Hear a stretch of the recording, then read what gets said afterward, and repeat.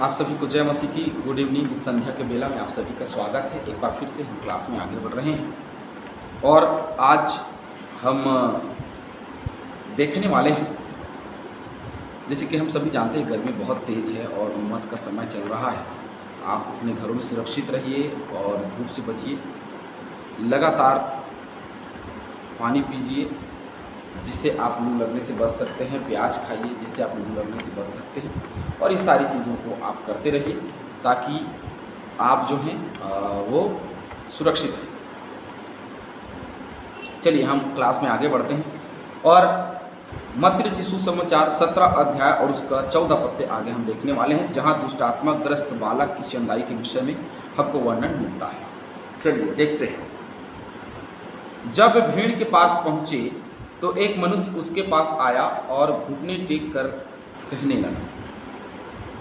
अब एक मनुष्य जो है भीड़ के पास पहुँचे तो एक मनुष्य जो है उसके पास आ गया और आकर के घुटने टेक दिया और घुटने टेक करके कहने लगा। अब ये समर्पण की बात है।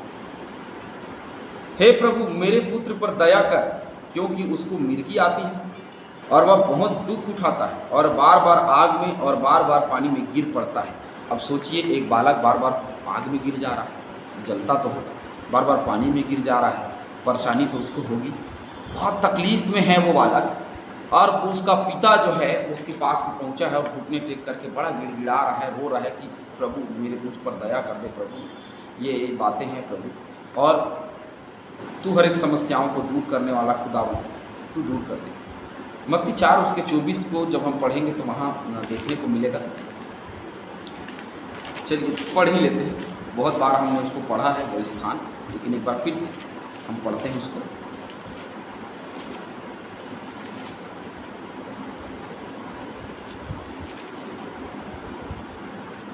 और सारे सीरिया देश में उसका यश फैल गया और लोग सब बीमारों को, जो नाना प्रकार की बीमारियों और दुखों में जकड़े हुए थे और जिनमें दुष्ट आत्माएं थी, और मिर्गी वालों और लकवे के रोगियों को उसके पास लाए और उसने उन्हें क्या कर दिया? चंगा कर दिया। उसने ज़रूर सुना रहा होगा पहले से ही कि वो मिर्गी के रोगियों को भी चंगा करता है, दुष्ट आत्माओं को भी भगाता है और हर एक चीज़ों से वो क्या करता है? चंगाई देने वाला खुदावन है। अंधों को दिखाता है, लंगड़ों को चलाता है। ये सारी बातें हो सकता है कि उसे पता रही हो और पता ही रही होगी, क्योंकि हम सुन के ही आते हैं। वो सुना होगा और सुन करके वो यीशु मसीह के पास आया है कि वह उसको क्या कर दे? उसके पुत्र को चंगाई दे दे। मैं उसको तेरे चेले के पास लाया था। अब ये जो घटना है वो बड़ा ही भयानक घटना है। उसको मैं तेरे चेले के पास लाया था, पर वे उसे अच्छा नहीं कर सके। यीशु मसीह के चेले जिसके साथ रह रहे हैं वो दुष्ट आत्मा ग्रसित लड़के को चंगाई नहीं दे सकते। आज कितने सारे लोग हैं जो प्रार्थना के द्वारा दुष्ट आत्माओं को भगा नहीं पाते और जिनके अंदर में इतनी क्षमता नहीं होती कि वो उसे भगा पाएँ, और बहुत दफ़ा वो ठोकर का कारण बन जाते हैं। सबसे बड़ा रीज़न यही होता है कि प्रार्थना में कमी और समर्पण में कमी। प्रार्थना में कमी और समर्पण में कमी अगर हम करते हैं तो हम किसी भी तरीके से दुष्ट आत्मा को हरा नहीं सकते हैं। और वैसे ही हम यहाँ चेलों को देख रहे हैं, ये दुष्ट आत्मा को भगा नहीं सके और ये उनके नाकामयाबी की गाथा बता रहे हैं। यीशु ने उत्तर दिया। अब यीशु उत्तर दे रहा है और बहुत गुस्सा में होगा, क्योंकि वो गुरु है और सिखा रहा है। ये सीख ही नहीं पा रहे, ये विश्वास ही नहीं कर पा रहे हैं। हे अविश्वासियों और हठीले लोगों, अब ये चेलों को कह रहे हैं, हे अविश्वासियों और हठीले लोगों, क्यों तुम नहीं समझते मेरी बात को? मैं कब तक तुम्हारे साथ रहूँगा, कब तक तुम्हारी सहूँगा? उसे यहाँ मेरे पास लाओ। अरे कब तक मैं सुनूंगा, कब तक मैं सहूँगा? अविश्वासी लोगों, अब तो तुम सुधर जाओ, अब तो तुम बदल जाओ, अब तो तुम समझ लो। लेकिन यहाँ कोई समझने को तैयार नहीं। अब वो उसको बुला रहा है कि मेरे पास ले। अपने चेलों को गुस्सा कर लिया जो करना था। उसके बाद में उसने अपने चेलों को, उस बालक को अपने पास में बुलाया, कहा कि उसे लेकर के आओ। तब यीशु ने दुष्ट आत्मा को डांटा और वह उसमें से निकल गई और लड़का उसी घड़ी क्या हो गया? चंगा हो गया। उसने दुष्ट आत्मा को डांटा और वो उसी घड़ी क्या हो गया? चंगा हो गया। अब एक बात मुझे समझ में नहीं आई कि चेले उसके साथ रह रहे हैं, अच्छी बात, लेकिन चेले उसके साथ रहते हुए भी सीख नहीं पा रहे। तो ये सवाल मेरे मन में उत्पन्न होता है, जब चेले उसके साथ में थे, उसकी सुनते थे, आश्चर्य कर्म करते हुए देखते थे, तो आज की जनरेशन में यीशु मसीह तो साथ है लेकिन उसको कोई देख नहीं सकता, वचन पढ़ सकता है, समझ सकता है, लेकिन उसको साक्षात देख नहीं सकता है। तब विश्वास क्या होगा? जब यीशु मसीह साथ में है तो विश्वास कमजोर है। अब उनसे और आज में अंतर क्या है? अंतर यही है कि उस टाइम पवित्र आत्मा का दान उनको नहीं मिला था, लेकिन अब पवित्र आत्मा का दान हमारे अंदर है, इसीलिए हम उसको नहीं देखते हुए भी हमारा विश्वास अटल है। उसका नाम जो क्रूस पे चढ़ाए जाने के बाद जो उसका नाम हमें दिया गया, वो नाम उस टाइम उनके पास में नहीं था।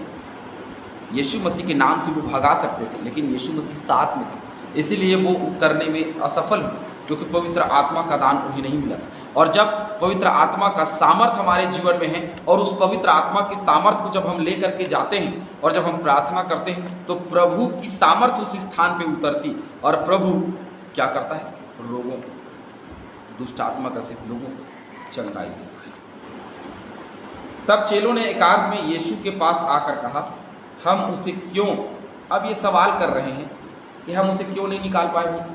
तूने निकाल दिया प्रभु, लेकिन हम उसको क्यों नहीं निकाल?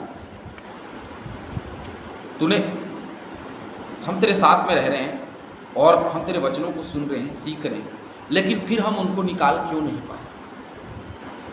प्रभु यीशु मसीह अभी डांटा, हे अविश्वासी, कब तक मैं तुम्हारे साथ रहूँगा? ये समझ ही नहीं पाए कि उनके अविश्वास के द्वारा वो निकाल नहीं पाए।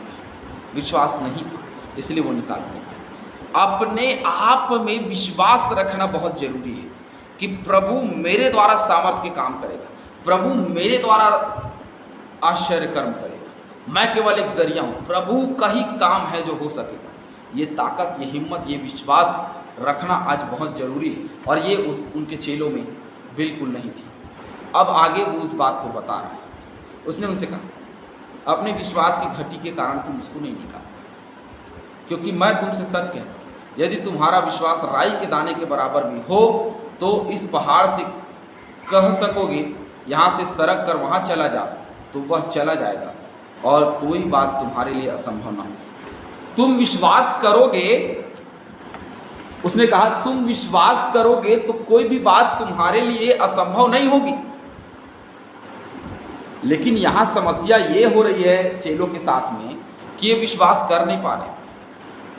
अरे विश्वास करेंगे तब ना ये ऐसा आश्चर्य कर्म कर पाएंगे, लेकिन ये ऐसा कर ही नहीं पा रहे हैं। क्यों नहीं कर पा रहे? क्योंकि इनके जीवन में विश्वास नहीं। तो ये कह रहा है कि राई के दाने के समान विश्वास कर। मत्ती 21 देखते हैं। इसने उनको उत्तर दिया, मैं तुमसे सच कहता हूँ, यदि तुम विश्वास रखो और संदेह ना करो तो न केवल यह करोगे जो इस अंजीर के पेड़ से किया गया, परंतु यदि इस पहाड़ से भी कहोगे उखड़ जा और समुद्र में जा पड़, तो यह हो जाएगा। विश्वास रखना बहुत जरूरी। विश्वास रखोगे तो सब कुछ हो सकता है। लूका 1 कुरिन्थियों 13:2 देखते हैं।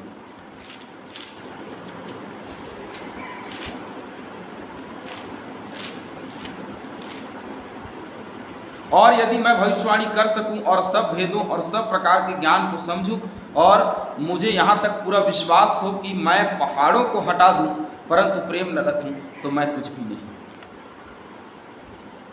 विश्वास से मैं पहाड़ को हटा सकता, लेकिन क्या मेरे अंदर में इतना विश्वास है? और यदि नहीं है तो विश्वास होना बहुत जरूरी है।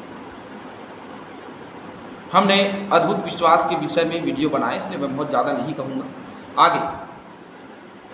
पर यह जाति बिना प्रार्थना और उपवास के नहीं निकलती। ये जो जाति है, ये जो शैतान है, ये बिना उपवास और बिना प्रार्थना के नहीं निकलती। विश्वास के साथ में उपवास रखो सामर्थ्य के लिए, और प्रार्थना करो प्रभु की सामर्थ्य के द्वारा आश्चर्य कर्म आपके जीवन से दिखाई दे, आप दुष्ट आत्माओं को भगा सको, इतनी सामर्थ्य आपके अंदर में हो। ये तभी संभव है,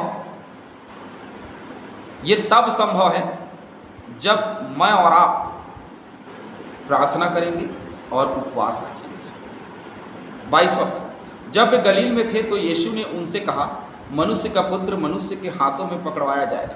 जब वो गलील में था तो उसने तो कहा था कि मनुष्य का पुत्र मनुष्य के हाथों में पकड़वाया जाएगा। संभवतः वे उसे मार डालेंगे और वह तीसरे दिन जी उठेगा। इस पर वे बहुत उदास हुए। अब ये फिर कह रहा है कि मनुष्य का पुत्र पकड़वाया जाएगा। अब मनुष्य का पुत्र कौन है, अब तो चेलों को भी पता चल गया था कि यीशु मसीह अपने विषय में ही कह रहा था, और इसीलिए वे लोग बहुत उदास हो गए। और उदास होने के बाद में वो लोग सोचने लगे कि नहीं, अब यीशु मसीह चला जाएगा, और ऐसे ऐसे बातें हैं। प्रेरितों 2:23 देखते हैं।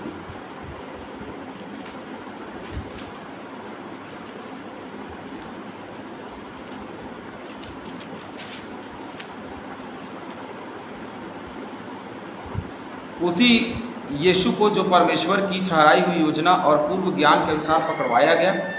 पूर्व ज्ञान, क्योंकि उसको पता था वो पकड़वाया जाएगा। पूर्व ज्ञान के द्वारा पकड़वाया गया। तुमने अधर्मियों के हाथ से क्रूस पर चढ़वाकर क्या कर डाला, उसे मार डाला।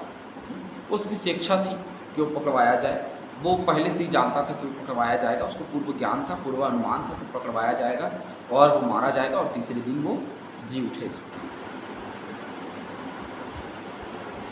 3:13 भी देखते हैं। प्रेरितों 3:13, अब्राहम और इसहाक और याकूब के परमेश्वर, हमारे बाप दादों के परमेश्वर ने अपने सेवक यीशु की महिमा की, जिसे तुमने पकड़वा दिया।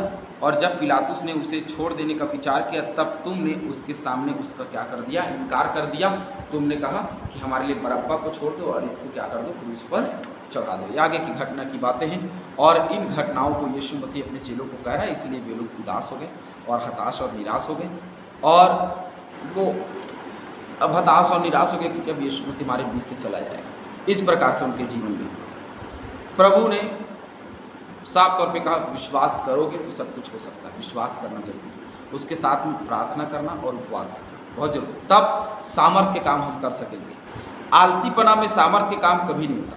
एक समर्पण के साथ में आप परमेश्वर के साथ में बने रहेंगे तो सामर्थ्य का काम कर सकेंगे। प्रभु आप सभी को आशीष दे, आप सभी को शांति दे।